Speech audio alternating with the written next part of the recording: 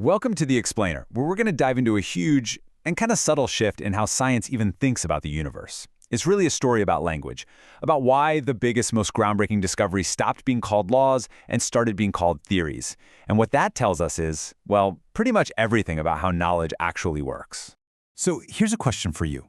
Why do we have Newton's laws of motion, but Einstein's theory of relativity? It's weird, right? You'd think Einstein's work was a pretty big deal. So why, around the turn of the 20th century, did scientists suddenly stop using that big, bold word, law?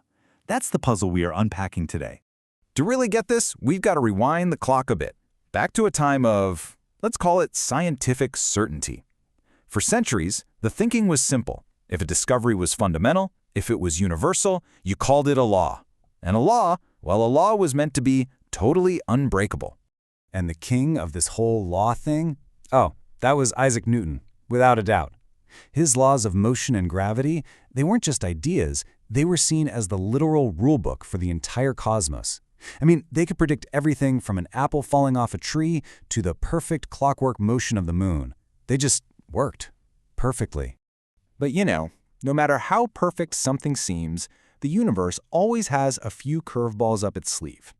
As our telescopes got better and we could see farther and more clearly, the cosmos started to throw some real puzzles our way, and suddenly, Newton's perfect rulebook was on trial. So, the first big test came from the planet Uranus. Astronomers were tracking it, and they realized its orbit was a little wobbly. It wasn't quite where Newton's math said it should be. And this was a huge deal. Do we finally find the outer edge of Newton's genius? A place where the laws just broke down? Well, not so fast. See, scientists had so much faith in Newton's laws, they made this incredibly bold prediction. They basically said, the law isn't wrong, our math is just missing something. There has to be another planet out there, another massive body whose gravity is messing with Uranus. So they did the calculations, they pointed their telescopes to a very specific spot in the sky, and bam! There it was. They discovered Neptune. Newton's law wasn't just saved, it came out of this looking even more powerful than before. But then another planet started acting up. This time, it was Mercury, the one closest to the Sun, and its orbit was also off. It was wobbling in a way that just didn't line up with Newton's laws. So of course, everyone thought, we know this trick. There must be another little planet hiding in there close to the Sun. And this is right where the whole story pivots. See, the Uranus puzzle, that got solved inside Newton's framework. It actually made the law stronger. But Mercury was different.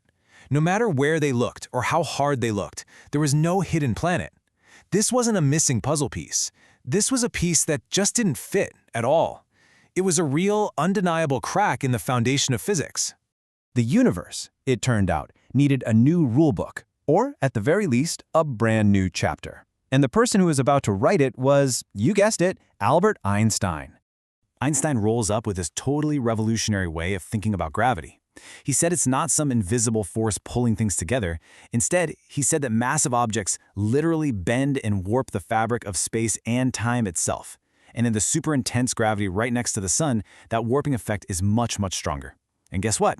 When you do the math with Einstein's equations, Mercury's weird, wobbly orbit isn't weird at all. It's exactly where it should be. Okay, so Einstein's right, Newton's wrong.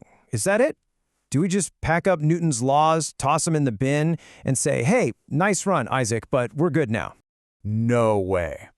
And this is where you see the real beauty of how science moves forward. Think of it like this. Newton's laws work perfectly fine in their own neighborhood. For everyday stuff, things moving at normal speeds and normal gravity. They only start to break down when you get to the extremes, like near the speed of light or inside a massive gravitational field. And here's the most amazing part. If you take Einstein's super complex equations and you plug in low speeds and low gravity, they basically simplify right down into Newton's laws. Einstein didn't destroy Newton, he built a bigger, more complete picture around him. And don't get me wrong, Newton's laws are still incredibly useful. I mean, we didn't need general relativity to get to the moon. The entire Apollo program, all the trajectories, all the calculations to land on the moon and come back, that was all done with good old-fashioned Newtonian physics. The old idea wasn't wrong, it just became a special case within a much broader truth. So this whole experience, from Uranus to Mercury to Einstein, taught science a huge lesson in humility. And it led to that change in language, which, accidentally created one of the biggest misunderstandings people have about science today, the real meaning of the word theory. Yeah. See, in our everyday lives, a theory is just like a guess. I have a theory about who ate the last slice of pizza. It's a hunch. But in science, a theory is basically the exact opposite of that. A scientific theory is a powerful, verified, battle-tested framework that explains a ton of different observations and makes accurate predictions we can actually go out and test. I absolutely love this quote because it just nails it. When your friend has a theory, what they really have is a hypothesis. It's an educated guess, sure, but it's an untested one. A scientific theory is the championship trophy. It's what you get after your idea has survived mountains and mountains of data and testing. So let's be super clear. A scientific theory is this grand, organizing understanding of how some part of the universe works. It has been through the ringer, it's been confirmed again and again, and it's strong enough to predict things we haven't even discovered yet. It's pretty much the highest level of achievement in science. And all of this really gets to the heart of the modern scientific mindset. It's not about finding some final, absolute truth. It's a constant journey of discovery and refinement, and it's all built on a foundation of, humility. So why not call them laws anymore? It's that humility. It's the recognition that any idea, no matter how solid it seems, might one day be wrapped inside an even deeper, more complete one. Take quantum theory. It has passed every single experimental test we've thrown at it for 100 years. It is as close to a fact of nature as you can get. And yet we still call it a theory, because we're leaving the door open. We're admitting there might be more to the story. That nesting doll idea really is the perfect way to think about it. Science isn't about knocking old buildings down to build new ones. It's about building on the same foundation, with each new level fitting perfectly over the last one, explaining everything it did and then some more. And that leaves us with this one final, really mind-bending question to chew on. As we stand here today, on the shoulders of giants like Newton and Einstein, what ideas that we think are totally solid, totally unbreakable right now, are just waiting for that next, bigger nesting doll to be discovered?